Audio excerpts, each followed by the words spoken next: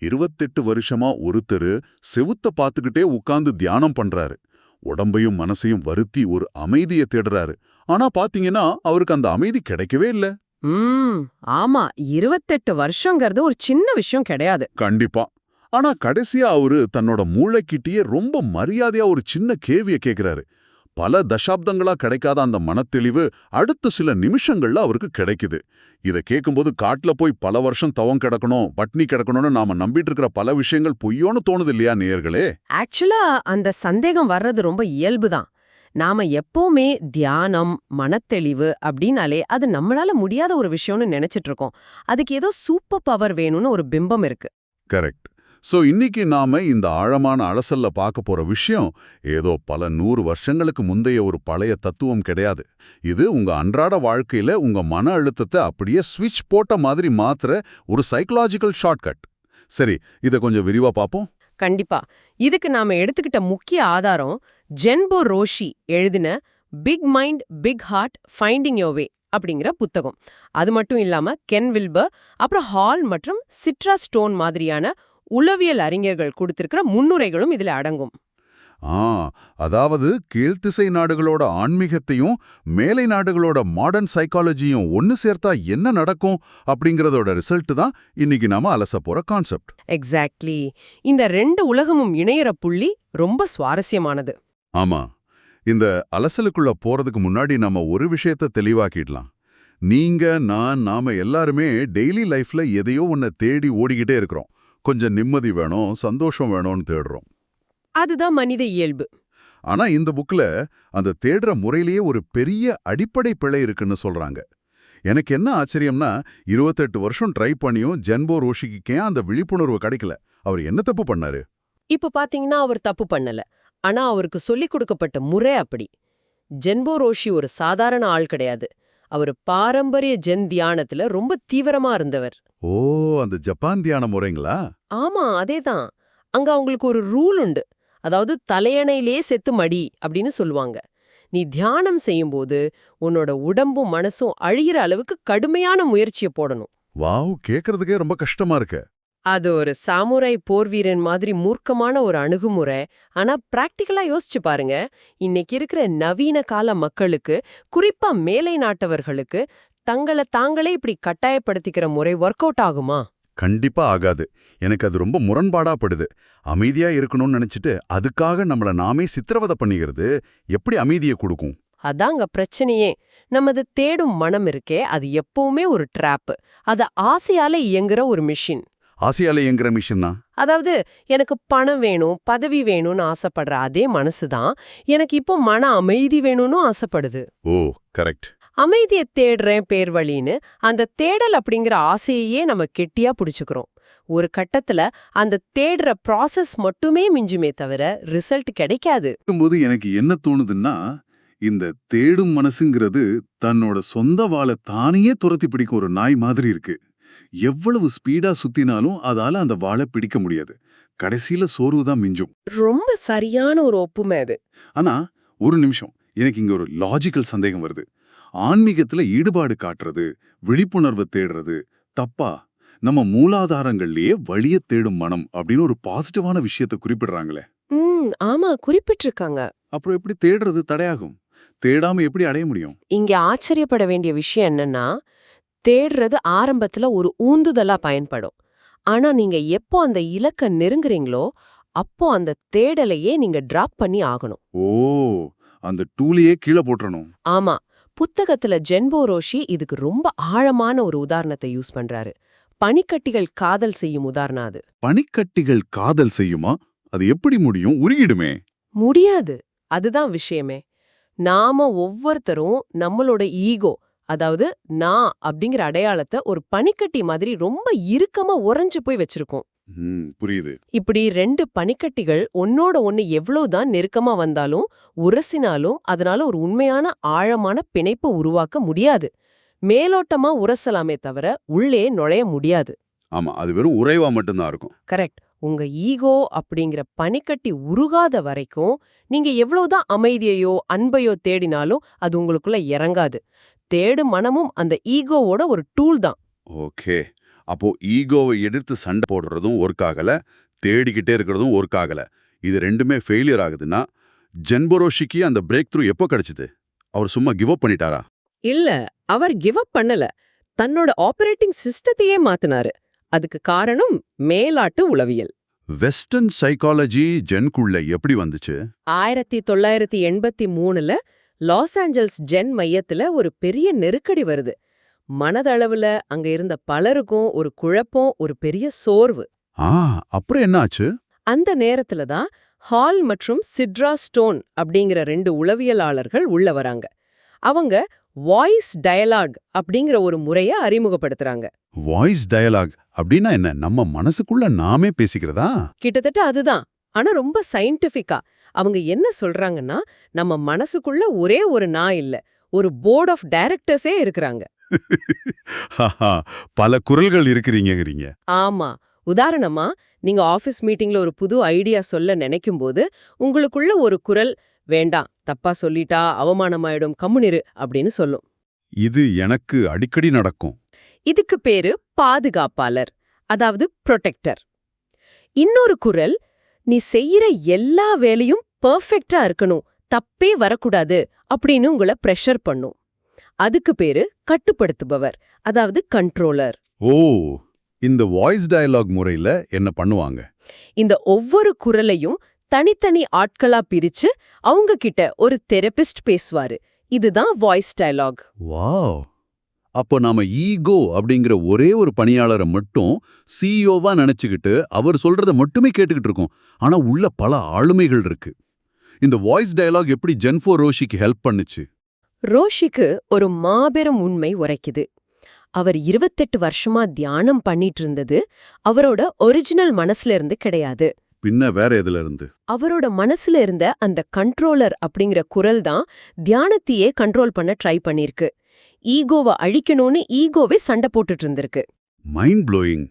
1999ல இத அவர் ரியலைஸ் பண்ணப்போ அந்த ஈகோவை எதிர்த்து சண்டை போடுறத கம்ப்ளீட்டா நிறுத்திட்டாரு.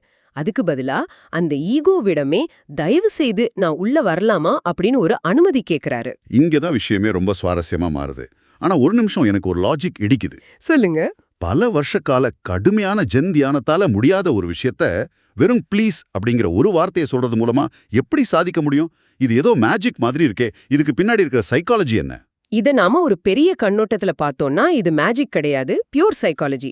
நீங்க ஒரு விஷயத்தை எதிர்த்து சண்டை போடும்போது உங்க மூளையில இருக்கிற டிஃபென்ஸ் மெக்கானிசம் ஆக்டிவேட் ஆயிடும். அதாவது தற்காப்பு முறை. ஆமா, ஈகோவோட வேலையே உங்களை ஆபத்துகள்ல இருந்து பாதுகாக்கிறது தான். நீங்க அதை அழிக்க நினைக்கும் போது அது உங்களை எதிர்த்து இன்னும் பலமா சண்டை போடும். கரெக்ட்.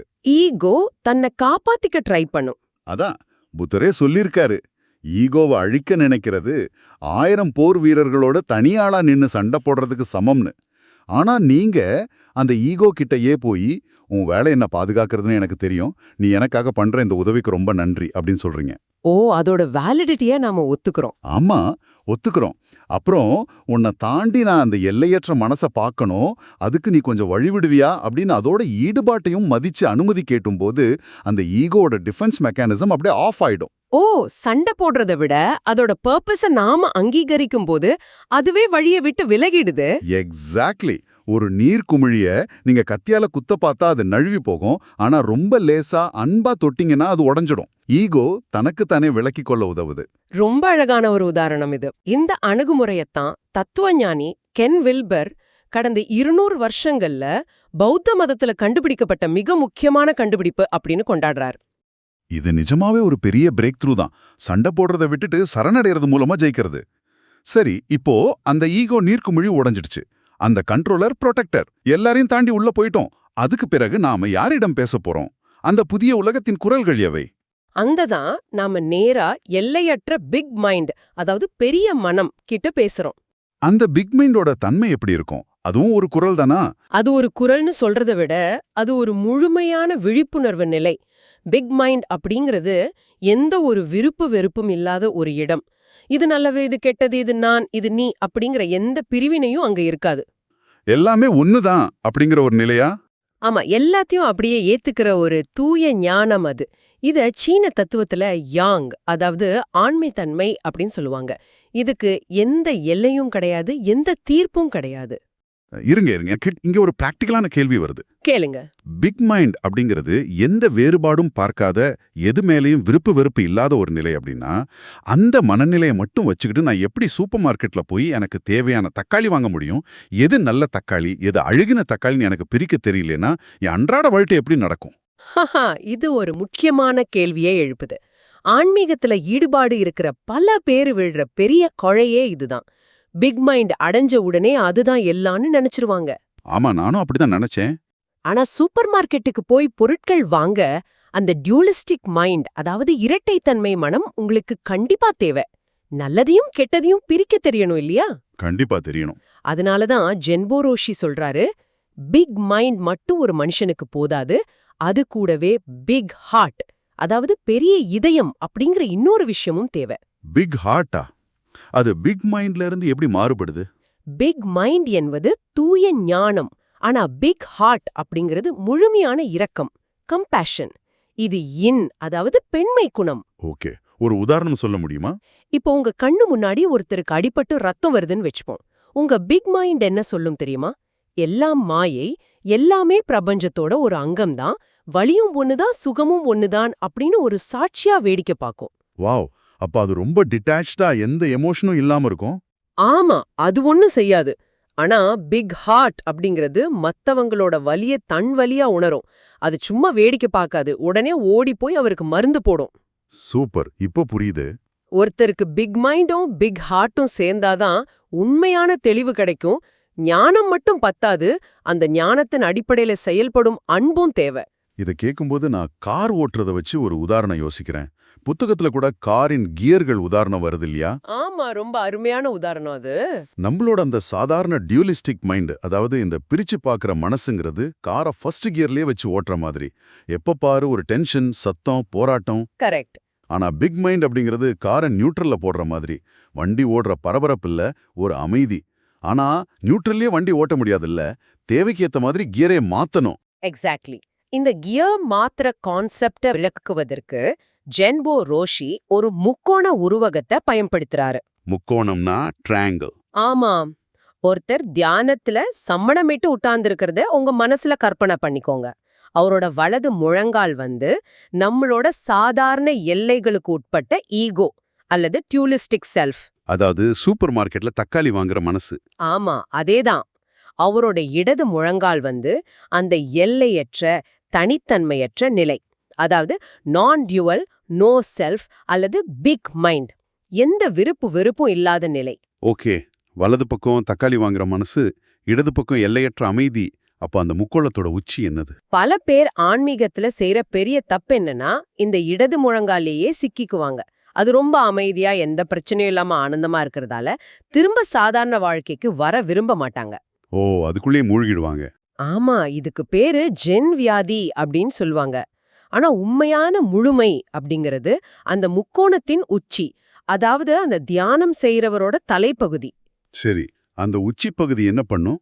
இந்த உச்சி பகுதி வலது முழங்கால் இடது முழங்கால் ரெண்டையும் உள்ளடக்கியது. ஆனா அதே சமயம் அது ரெண்டையும் கடந்து நிற்பது. இதுதான் தி மாஸ்டர் அல்லது தனித்துவமான சுயநிலை அப்படின்னு சொல்றாரு. உண்மையான முழுமை என்பது ஒரு நிலையில தேங்கி நிற்பது கிடையாது, இந்த இரண்டு நிலைகளுக்கும் இடையே சுதந்திரமாக பயணிப்பதே. இந்த முக்கோண கான்செப்ட் எனக்கு ரொம்ப பிடிச்சிருக்கு. இது எப்படி இருக்குன்னா, பிக் மைண்ட் அப்படிங்கிறது வானத்திலிருந்து பார்க்குற ஒரு ட்ரோன் கேமரா மாதிரி.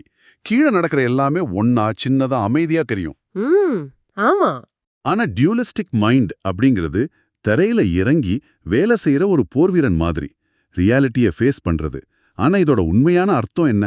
ஒரு கட்டத்துல நான் ட்ரோன் கேமராவா இருக்கணும், அடுத்த நிமிஷம் தரையில இறங்கி சண்டை போடுற போர்வீரனா மாறணும். இப்படி இந்த இரண்டு நிலைகளுக்கும் இடையே மாறி மாறி குதிச்சுக்கிட்டே இருக்கிறது ஒரு கட்டத்துல மிகப்பெரிய சோர்வை தராதா? அது ஒரு நியாயமான கேள்விதான். நீங்க ஒரு விஷயத்த ஃபோர்ஸ் பண்ணி செஞ்சாதான் அதை களைப்ப தரும். இங்கதான் அந்த மாஸ்டர் நிலையோட மகத்துவம் புரியும். அப்படின்னா நீங்க அந்த முக்கோணத்தின் உச்சிக்கு போயிட்டீங்கன்னா இந்த மாற்றம் ரொம்ப இயல்பா ஒரு ஃப்ளோவா நடக்கும். ட்ரோனுக்கும் போர்வீரனுக்கும் நடுவுல ஒரு இடைவெளியோ ஸ்ட்ரகிளோ இருக்காது. ஓ, தானாகவே நடக்குமா? ஆமா, எந்த சூழ்நிலைக்கு எது தேவையோ அது எந்த முயற்சியும் இல்லாம தானா வெளிப்படும். உங்க குழந்தையோட விளையாடும்போது உங்க சாதாரண மனசும் அன்பும் வெளிப்படும். ஆபீஸ்ல ஒரு பெரிய நெருக்கடிய கையாளும் போது அந்த பிக் மைண்டின் அமைதியும் தெளிவும் தானாகவே வேலை செய்யும். வாவ்! அப்ப இது ஒரு கஷ்டமான டாஸ்க் கிடையாது. கண்டிப்பா கிடையாது. இது ஒரு சோர்வான பயணம் அல்ல. ஜென் தத்துவத்துல ரொம்ப அழகா சொல்லுவாங்க, சாதாரண மனமே உன்னதமான வழி அப்படின்னு. இதுல போராட்டம் கிடையாது, முரண்பாடுகளை ஏத்துக்கிற ஒரு விடுதலையின் நிலை மட்டும்தான் இருக்கு. நாம இவ்ளோ நேரம் பேசிக்கிட்டு இருந்த இந்த சோர்ஸ் மெட்டீரியல்ஸ் எல்லாம் ஒண்ணா இணைச்சு பார்த்தா எனக்கு ஒரு விஷயம் ரொம்ப தெளிவா புரியுது. இந்த உலகத்தின் மிகச்சிறந்த ஞானம், மன அமைதி, விழிப்புணர்வு எல்லாமே எங்கேயோ இமயமலையிலயோ காடுகள்லயோ இல்ல. உண்மைதான். அது உங்களுக்குள்ளேயே நீங்க கேட்டுக்கிட்டு இருக்கீங்களே, உங்க மூளைக்குள்ளேயே தான் இருக்கு. அதை அடைய நீங்க பல ஆண்டுகள் காட்டுல தவம் செய்ய வேண்டியதில்லை. உங்களை நீங்களே வருத்திக்க வேண்டியதில்லை. கரெக்ட். உங்க மனசுக்குள்ள இருக்கிற பல குரல்களை எதிர்த்து போராடுவதை விட தயவு செய்து உள்ளே வரலாமா அப்படின்னு உங்களோட ஈகோ கிட்டயே அன்பா அனுமதி கேட்டு உங்க கண்ணோட்டத்தை மாற்றுவதற்கான பெர்மிஷனை உங்களுக்கு நீங்களே அளித்தால் போதும். உங்களோட அந்த தடைய நீங்களே சுலபமா உடைக்கலாம். ரொம்ப அழகா சம்மரைஸ் பண்ணீங்க. எப்போ நாம நம்ம மனசின் குரல்களை ஒரு எதிரியா பார்க்காம அதை காது கொடுத்து கேட்க பழகுறோமோ, அப்போ அந்த அள்ளையற்ற பெரிய மனதும் அன்பான பெரிய இதயமும் நமக்குள் எந்த ஒரு சிரமமும் இல்லாம இயல்பாகவே மலரும். அதுதான் இந்த மொத்த உரையாடலோட மையக்கருத்து. அருமை. இதோட நாம இந்த ஆழமான அலசலின் இறுதி பகுதிக்கு வந்துட்டோம். ஆனா முடிக்கிறதுக்கு முன்னாடி உங்களை நோக்கி ஒரு புதிய கேள்வியை முன்வைக்க விரும்புறேன்.